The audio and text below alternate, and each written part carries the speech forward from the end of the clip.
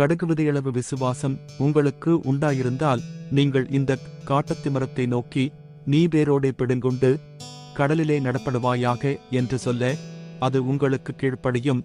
பரிசுத்த லூக்கா எழுதின சுவிசேஷம் 17வது அதிகாரம் 6வது வசனம். கடுகுவிதையளவு விசுவாசம் உங்களுக்கு உண்டாயிருந்தால் நீங்கள் இந்த காட்டத்திமரத்தை நோக்கி, நீ வேரோடே பிடுங்குண்டு கடலிலே நடப்படுவாயாக என்று சொல்ல, அது உங்களுக்கு கீழ்ப்படியும். பரிசுத்த லூக்கா எழுதின சுவிசேஷம் 17வது அதிகாரம் 6வது வசனம்.